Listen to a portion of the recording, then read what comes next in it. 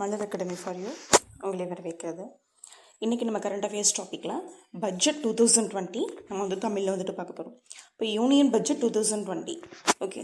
இப்போ வரப்போகிற யூபிஎஸ்சி எக்ஸாமாக இருந்தாலும் இல்லை டிஎன்பிஎஸ்சி குரூப் 4 குரூப் 1 குரூப் 2 எந்த எக்ஸாமாக இருந்தாலும் பட்ஜெட் இல்லாத பட்ஜெட் டாபிக் இல்லாத கொஸ்டினே இல்லைன்னு சொல்லிட்டு சொல்லலாம். ஸோ அந்தளவுக்கு நமக்கு பட்ஜெட் வந்து ரொம்ப முக்கியமான டாபிக். இப்போ நம்ம பார்க்கலாம். Union budget of India for 2020 to 2021 இது ப்ரெசென்ட் பண்ணது வந்து ஃபினான்ஸ் மினிஸ்டர் நிர்மலா சீதாராமன். எப்போ ப்ரெசென்ட் பண்ணாங்கன்னு பார்த்தோம்னா February 1, 2020. ஓகே, அது நமக்கு அந்த டேட்டெலாம் ரொம்ப முக்கியமானது. ஸோ இது வந்துட்டு நிர்மலா சீதாராமனுடைய Modi led NDA government's second டேர்ம்னுடைய செகண்ட் பட்ஜெட். ஓகே, இது வந்துட்டு அவங்களுடைய செகண்ட் பட்ஜெட். எப்போவுமே யூனியன் பட்ஜெட்டுக்கு ஒரு நாளைக்கு முன்னாடி எக்கனாமிக் சர்வே வந்து ப்ரெசென்ட் பண்ணுவாங்க. ஸோ அப்போ ஆப்வியஸ்லி 31 January 2020 எக்கனாமிக் சர்வே வந்துட்டு ரிலீஸ் ஆயாச்சு. அப்புறம் பட்ஜெட் ஸ்பீச்சுக்கு முன்னாடி 15th ஃபினான்ஸ் கமிஷன் வந்து டேபிள் பண்ணிட்டு தான் ஃபினான்ஸ் மினிஸ்டர் ஸ்பீச் ஆரம்பித்தாங்க. ஓகே, பட்ஜெட்டுக்கு இன்னொரு பேர் வந்துட்டு ஆனுவல் ஃபினான்ஷியல் ஸ்டேட்மெண்ட். இது வந்து டேரக்ட் கொஸ்டினாக குரூப் 4 கேட்கலாம், இல்லைன்னா மேட்ச் ஷீட் அந்த மாதிரி வந்துட்டு யூபிஎஸ்சிலாம் வந்துட்டு கேட்பாங்க. யூபிஎஸ்சியில் டேரக்ட் கொஸ்டின்ஸாக வரதை விட அந்த மாதிரி மேட்ச் ஷீட் அந்த மாதிரி தான் வந்துட்டு வரும்.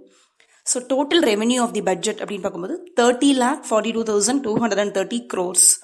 ஓகே, ஃபினான்ஸ் மினிஸ்டர் வந்துட்டு காஷ்மீரி போயம், திருக்குறள், சான்ஸ்கிரிட் ஒர்க், ரகுவம்சம், அப்புறம் ஃப்ரெஞ்சு ஃப்ரேஸ் இதெல்லாமே அவங்க பட்ஜெட் ஸ்பீச்சில் இடையில வந்துட்டு கோட் பண்ணாங்க. ஓகே, இப்போ நடந்த இந்த பட்ஜெட் ஸ்பீச் தான் வந்துட்டு லாங்கஸ்ட் எவர் பட்ஜெட் ஸ்பீச். 2 hours 41 minutes வந்து ஃபினான்ஸ் மினிஸ்டர் பட்ஜெட் ஸ்பீச் வந்துட்டு கொடுத்துருக்காங்க. இதுதான் இதுவரைக்கும் நடந்த பட்ஜெட் ஸ்பீச்சில். ஃபினான்ஸ் மினிஸ்டர்ஸ் எல்லாம் நிறைய பேர் ஒவ்வொரு வருஷமும் கொடுத்துருப்பாங்க இல்லையா அந்த ஸ்பீச்சு. ஸோ அதில் இதுதான் வந்து ரொம்ப லாங்கஸ்ட் ஸ்பீச். இது வந்து ரொம்ப இம்பார்ட்டன்ட். இது எல்லா எக்ஸாமுக்குமே கண்டிப்பாக கேட்கலாம். இந்திரா காந்திக்கு அப்புறம் செகண்ட் விமன் வந்து இந்திரா காந்திக்கு அப்புறம் செகண்ட் உமன் செகண்ட் டைமாக வந்துட்டு பட்ஜெட் வந்து ப்ரெசென்ட் பண்ணுறாங்க. அது வந்து நிர்மலா சீதாராமன். அந்த பெருமை வந்துட்டு அவங்களுக்கு தான் போகும். ஓகே, ஸோ இந்த பட்ஜெட் வந்துட்டு this is a budget to boost their income and enhance their purchasing power. So மக்கள்கிட்ட வந்துட்டு வாங்கும் திறமையை வந்துட்டு அதிகப்படுத்தும் போது தான் நம்மளுடைய எக்கனாமி வந்துட்டு வளரும். ஸோ அந்த ஒரு பர்ச்சேசிங் பவரை இன்க்ரீஸ் பண்ணுறதுக்கான ஒரு பட்ஜெட்டாக இது இருக்கும் அப்படின்னு சொல்லியிருக்காங்க. Okay, central ideas of the budget are அப்படின்னு பார்க்கும்போது aspirational India, economic development for all, caring society. So aspirational India அப்படின்னு பார்க்கும்போது இந்தியா வந்துட்டு இந்த பட்ஜெட்டில் ஸோ எந்த மாதிரி டெவலப்மெண்ட்டெல்லாம் நம்ம கொண்டு வர போகிறோம் அப்படிங்கிறதுக்கு ஒரு முன்னோட்டமாகவே சொல்கிறது தான் இந்த ஆஸ்பிரேஷனல் இந்தியா. அது ஸோ அதில் என்னென்ன சொல்கிறாங்க அப்படின்னு பார்க்கும்போது better standards of living with access to health, education and better jobs for all sections of the society. So ஒரு அக்ரிகல்ச்சர் ஃபீல்டானாலும் இல்லை ஒரு ஐடி ஃபீல்டானாலும் எஜுகேஷன் ஃபீல்டானா எல்லா செக்ஷன்ஸ் ஆஃப் தி சொசைட்டிலையும் அவங்க பெட்டர் ஜாப்ஸ் வந்துட்டு கொண்டு வரணும். Agriculture, irrigation, rural development, wellness, water and sanitation, education and skills எல்லா செக்ஷன்ஸ் ஆஃப் தி சொசைட்டிலையும் பெட்டர் ஜாப்ஸை வந்துட்டு கொண்டு வரணும் அப்படிங்கிறது ஒரு மெயினான ஒரு aspiration. Next economic development for all. இது வந்து ரொம்ப ரொம்ப இம்பார்ட்டண்ட்டான ஒரு இது. ஏன் அப்படின்னா அதில் வந்து சப்கா சாட் சப்கா விகாஸ் அப்படிங்கிறது வந்துட்டு போன ஒரு 5 yearsஆகவே இருக்கக்கூடிய கவர்மெண்ட் ஸ்கீம் தான். ஸோ அதனுடைய மீனிங் பார்க்கும்போது together with all development for all அப்படிங்கிறது. ஸோ இந்த டைம் வந்துட்டு பிரைம் மினிஸ்டர் வந்து சப்கா விஸ்வாஸ் அப்படிங்கிற ஒரு வேர்டை வந்துட்டு ஆட் பண்ணாங்க. ஸோ அதனால் இது வந்து ரொம்ப ரொம்ப இம்பார்ட்டண்ட். ஸோ அப்போ மீனிங் வந்து together with all development for all the trust of all.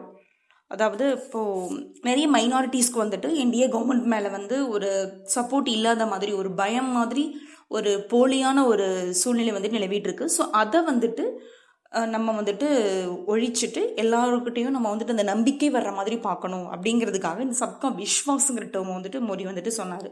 So அதனால் இது வந்துட்டு ரொம்ப important. So every once support, every once development and now every once trust அப்படின்னு சொல்லிட்டு பிரைம் மினிஸ்டர் வந்துட்டு சொல்லியிருக்கார். நெக்ஸ்ட் கேரிங் சொசைட்டி அப்படின்னு பார்க்கும்போது both human and compassionate Antyodaya as an article of faith. Antyodaya அப்படிங்கிறது வந்து வீக்கர் செக்ஷன்ஸ் ஆஃப் தி சொசைட்டியை வந்துட்டு uplifting weakest sections of the society.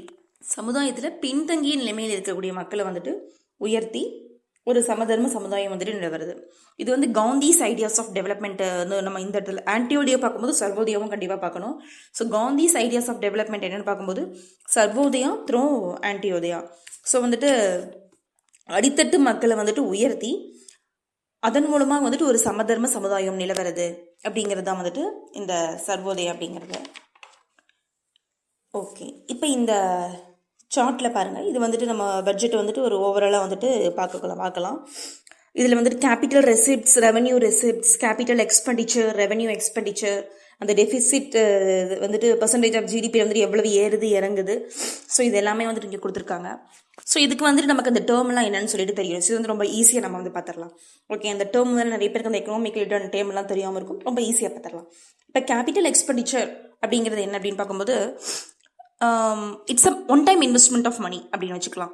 Okay, இப்போ ரெவென்யூ எக்ஸ்பெண்டிச்சர் அப்படின்னு பார்க்கும்போது ஃப்ரீக்வெண்ட்லி அக்கர்டு. இப்போ வந்துட்டு ஒரு பிஸ்கட் மேனுஃபேக்சரிங் மிஷின் வந்துட்டு வாங்குறோம். ஸோ இனிஷியல் டைம் நம்ம வந்துட்டு அது ஒன் டைம் வந்து பர்ச்சேஸ் பண்ணுறதுக்காக ஒரு செலவு பண்ணியிருப்போம், அது வந்து கேபிட்டல் எக்ஸ்பெண்டிச்சரில் வரும். அப்புறம் இன்ஸ்டலேஷன் காஸ்ட் அதுக்காக செலவு பண்ணியிருப்போம். ஸோ இதெல்லாமே வந்து ஒன் டைம் தான். ஒரு டைம் மேனுஃபேக்சரிங் மிஷின் வாங்கினப்போ அதுக்கப்புறம் நிறைய நம்ம வந்துட்டு உற்பத்தி பண்ணிகிட்டே இருக்கலாம். ஸோ வந்து இனிஷியல் டைமில் பண்ணக்கூடியது இது எல்லாமே வந்து கேபிட்டல் எக்ஸ்பெண்டிச்சரில் வரும். ரெவன்யூ எக்ஸ்பெண்டிச்சர் பார்த்தோம்னா subsequent repair and maintenance charges in future, இதெல்லாமே நமக்கு வந்துட்டு ரெவன்யூ எக்ஸ்பெண்டிச்சரில் வரும். ஓகே, ஆமாம். இப்போது இங்கே பாரு, இங்கே வந்து கேபிட்டல் எக்ஸ்பெண்டிச்சரை விட ரெவன்யூ எக்ஸ்பெண்டிச்சர் தான் வந்துட்டு அதிகமாக இருக்குது. ரெவன்யூ எக்ஸ்பெண்டிச்சர் வந்து 26,30,145 crores இருக்குது. கேபிட்டல் எக்ஸ்பெண்டிச்சர் பார்த்தோம்னா இந்த 2022-2021க்கு பட்ஜெட் எஸ்டிமேட்ஸில் அப்படி வந்துட்டு இருக்குது. ஓகே, 4,12,085. ஸோ வந்து ரெவன்யூ எக்ஸ்பெண்டிச்சர் எப்படி இருந்தாலும் அதுதான் சப்சிக்வெண்ட்டு அடிக்கடி செலவு வந்துக்கிட்டே இருக்கிறது இந்த ரெவன்யூ எக்ஸ்பெண்டிச்சர். ஓகே, எக்ஸ்பென்ஸ் அப்படின்னாலே இது செலவாகிறது தான். ஸோ நெக்ஸ்ட் வந்துட்டு ரெசிப்ட்ஸ் பார்க்கலாம். இப்போ ரெசிப்ட்ஸ் என்னன்னு சொல்லி மீனிங் பார்த்துட்டோம்னா அதுக்குள்ளே இருக்கிறது நமக்கு பார்க்குறதுக்கு ஈஸி. இப்போ கேபிட்டல் ரெசிப்ட்ஸ் அப்படின்னு பார்க்குறது வந்து அது ஒரு ஈஸியாக சொல்லணும் அப்படின்னா அந்த கேபிட்டல் ரெசிப்ட்ஸை வந்து ஒரு liability sides of the balance ஷீட்டில் தான் நம்ம வந்துட்டு அதை எழுதுவோம். ஓகே, ரெவன்யூ ரெசிப்ட்ஸ் வந்துட்டு credit side of the trading and profit and loss அக்கௌண்ட்டில் எழுதுவோம். ஸோ இந்த கேபிட்டல் ரெசிப்ட்ஸ் வந்து either decreasing the value of an asset or increasing the value of liability. இப்போ லைபிலிட்டி வந்துட்டு இன்க்ரீஸ் ஆகுது, அசட் வந்துட்டு decrease ஆகுது அப்படின்னாலே கண்டிப்பாக நம்ம வந்துட்டு அதை ஒரு லைபிலிட்டி சைடில் தான் நம்ம வந்துட்டு குறித்து எழுதுவோம். ஆனால் ரெவன்யூ ரெசிப்ட்ஸ் வந்துட்டு அப்படி கிடையாது. It's neither increasing nor decreasing the value of asset or liability. இப்போ கேபிட்டல் ரெசிப்ட்ஸ் வந்துட்டு ஃப்ரீக்வெண்ட்டாக அக்கர் ஆகிறது கிடையாது, அது வந்துட்டு ஒரு இர்ரெகுலராக இருக்கும். அதுக்குன்னு ஒரு டைம் இவ்வளவு 3 monthsக்கு ஒன்ஸ் இத்தனை மாதத்துக்கு ஒரு தடவை தான் இருக்கும் அப்படிங்கிற மாதிரி எதுவுமே கிடையாது. இப்போ ரெவன்யூ ரெசிப்ட்ஸ் அப்படின்னு பார்க்கும்போது அதுவும் to not occur again and again தான், ஆனால் அது வந்துட்டு ஒரு ரெக்கரிங் அண்ட் ஒரு ரெகுலர், அதில் வந்துட்டு ஒரு ரெகுலாரிட்டி இருக்குது. இப்போ இந்த எக்ஸாம்பிள்ஸ் பார்த்தோம்னா நமக்கு நல்லா புரியும். இப்போ examples of the capital receipts அப்படின்னு பார்க்கும்போது funds received from issue of shares. இப்போ ஷேர்லேருந்து வரக்கூடிய பணம், கடன் பத்திரங்கள், டிபென்ச்சர்ஸ்லேருந்து வரக்கூடிய பணங்கள், ஒரு ஃபிக்ஸடு அசட்டை வந்து சேல் பண்ணி அதன் மூலமாக வரக்கூடிய கேஷு, அப்புறம் லோனில் வரக்கூடியது, இன்சூரன்ஸ் கிளைம் பண்ணி வர்றது, இன்வெஸ்ட்மெண்ட் வந்து எனக்கு வேணான்னு சொல்லி டிஸ்இன்வெஸ்ட்மெண்ட் பண்ணி அதன் மூலமாக வரக்கூடிய பணம், additional capital introduced by the proprietor, இதெல்லாமே வந்து கேபிட்டல் ரிசிப்ட்ஸில் வந்துட்டு வரும். ரெவன்யூ ரிசிப்ட்ஸ் எக்ஸாம்பிள் பார்த்தோம்னா receipts from sale of goods and services, discount, இப்போ கிரெடிட்டர்ஸ் கிட்ட இருந்து நமக்கு வரக்கூடிய டிஸ்கவுண்ட்டு, இல்லைன்னா சப்ளையர் கிட்ட இருந்து நமக்கு வரக்கூடிய டிஸ்கவுண்ட்டு, ஏதாவது ஒரு விதத்தில் நமக்கு வந்த இன்ட்ரெஸ்ட்டு, அப்புறம் ஒரு கம்பெனியில் வந்து ஷேர் ஹோல்டராக இருக்கிறாங்க அப்படிங்கும்போது அவங்களுக்கு வந்து அந்த ஒரு டிவிடெண்ட்டு, அப்புறம் வந்து ரெண்ட்டு வர்றது, so commission received, rent received. இப்போ பேங்க் அப்படின்னு பார்க்கும்போது பேங்க்கில் வந்து இந்த பேட் டெப்ட், இந்த வாராக்கடன் இது வந்து நமக்கு வரவே வராது அப்படின்னு நினச்ச பணம் திரும்பி வர்றது. ஸோ இதெல்லாமே வந்து ரெவன்யூ ரெசிப்ட்ஸில் வந்துட்டு வரும். ஸோ அப்போ நம்ம பார்க்கும்போது இதான் ரெவன்யூ ரெசிப்ட்ஸ் வந்துட்டு நம்ம ப்ராஃபிட் அண்ட் லாஸ் அக்கௌண்ட்டில் தான் எழுதுவோம். ஸோ கேபிட்டல் ரெசிப்ட்ஸ் வந்துட்டு நம்ம கண்டிப்பாக liability sides of the balance ஷீட்டில் தான் நம்ம வந்துட்டு எழுதுவோம். ஸோ இதில் வந்துட்டு ரெவன்யூ ரெசிப்ட்ஸ் வந்துட்டு எவ்வளோ இருக்குது, இந்த 2022-21 வந்து 20,20,926 crores இருக்குது. கேபிட்டல் ரெசிப்ட்ஸ் பார்த்தோம்னா 10,21,304 crores வந்துட்டு இருக்குது. ஓகே, இந்த டெபிசிட்ஸ் வந்து பாருங்கள், 2022-21 வந்து ஃபிஸ்கல் டெபிசிட் வந்துட்டு முதலேருந்து 3.4%, 3.3, 3.8, 3.5. ஸோ நம்ம பொருளாதாரம் வந்துட்டு ஆரம்பத்திலேருந்து ஒரு கொஞ்ச நாளாகவே ஒரு மந்த நிலைமையில் தான் இருந்து அந்த மாதிரி தான் போயிட்டு இருக்குது. ஸோ இன்னும் கொஞ்ச நாள் ஆகும் நமக்கு வந்துட்டு இந்த பொருளாதாரங்கள் எல்லாம் ஒரு சரி ஆகிறதுக்கு. இப்போ இந்த fiscal deficit 3.5% of GDP. Fiscal deficit வந்து நம்ம எப்போவுமே வந்துட்டு is calculated as a percentage of GDP. அப்படி தான் நம்ம வந்து கால்குலேட் பண்ணுவோம். இப்போ எப்படி நம்மளுடைய ஸ்பெண்டிங்கை விட இன்கம் வந்துட்டு அதிகமாக இருந்துச்சுன்னா நம்ம வந்துட்டு கடன் டெபிசிட் அப்படின்னு சொல்லிட்டு சொல்லுவோம். அதே மாதிரி தான் இதுலேயும். ஓகே, இப்போ government that has a fiscal deficit is spending beyond its means.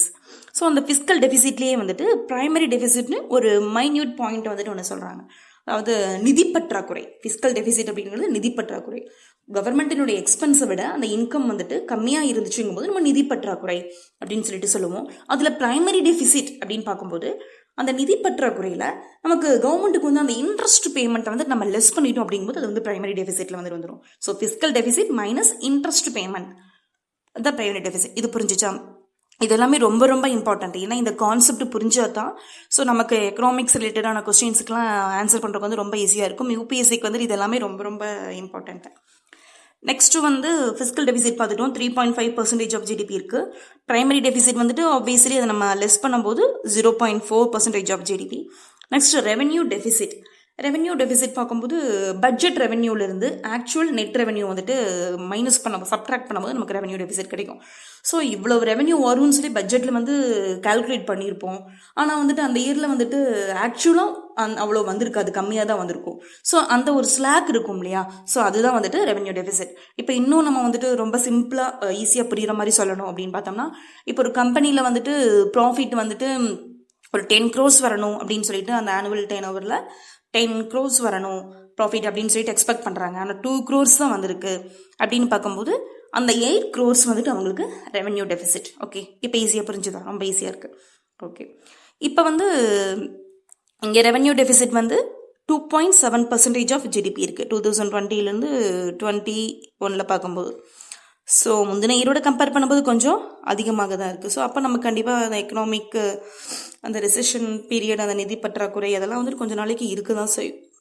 Next effective revenue deficit. அது ஒரு புது டேர்ம் தான், வந்துட்டு 3 வருஷமாக தான் இது வந்து யூஸ் பண்ணிட்டு இருக்காங்க. முதல்ல அந்த எஃபெக்டிவ் ரெவென்யூ டெபிசிட் டேர்ம்லாம் கிடையாது. ஸோ எஃபெக்டிவ் ரெவென்யூ டெபிசிட் அப்படிங்கிறது ரெவென்யூ டெபிசிட்ல இருந்து grants for creation of capital assets அதை வந்து நம்ம சப்ட்ராக்ட் பண்ணிட்டோம்னா நமக்கு எஃபெக்டிவ் ரெவென்யூ டெபிசிட் வந்துட்டு கிடைக்கும். இந்த எஃபெக்டிவ் ரெவென்யூ டெபிசிட்ங்கிற கான்செப்ட் இது ரொம்ப ரொம்ப இம்பார்ட்டன்ட். யார் சஜஸ்ட் பண்ணாங்கன்னா Rangarajan committee on public expenditure. So அவங்களுடைய எய்ம் வந்து இப்போ கேபிட்டல் எக்ஸ்பெண்டிச்சருக்கு வந்துட்டு ஒரு ஃபினான்ஸ் கொடுக்குறாங்க அப்படின்னா அது வந்து ஃபியூச்சரில் வந்துட்டு பெனிஃபிட் கொடுக்கும். ஸோ அதனால் நம்ம வந்துட்டு அதை ஒரு இன்கமாக நம்ம வந்துட்டு கணக்கு பண்ணிட்டு அதை வந்து இதில் லெஸ் பண்ணிடலாம். அந்த ரெவென்யூ டெபிசிட் கூட இதை வந்து லெஸ் பண்ணும்போது நமக்கு எஃபெக்டிவ் ரெவென்யூ டெபிசிட்டாக கிடைக்குது அப்படின்னு சொல்லிட்டு சொன்னாங்க. ஸோ அப்போ எஃபெக்டிவ் ரெவென்யூ டெபிசிட் வந்து இதை விட கம்மியாக தான் இருக்கும், ரெவென்யூ டெபிசிட்டை விட கம்மியாக தான் இருக்கும். அது வந்து இந்த 2020-21 கரண்ட் இயர் 2.7% இருக்குது. எஃபெக்டிவ்ல வந்து 1.8% இருக்குது. ஓகே, ஸோ நம்ம இந்தியாவினுடைய நிதி நிலைமை கொஞ்ச நாளைக்கு வந்துட்டு இப்படி தான் போயிட்டு இருக்கும். ஸோ அதுக்கப்புறம் போக போக தான் நமக்கு வந்துட்டு தெரியும். அந்த மாதிரி இந்த பட்ஜெட் ரிப்போர்ட் எல்லாமே வந்துட்டு இருந்துட்டு இருக்கு. ஓகே, ஸோ இந்த எபிசோடு வந்துட்டு இதோட முடிஞ்சது. நெக்ஸ்ட் பட்ஜெட் எபிசோடு வந்துட்டு திருப்பியும் ஒரு 3-4 எபிசோடுக்கு வந்துட்டு கண்டினியூ ஆகும். ஓகே, ஜெய்ஹிந்த்.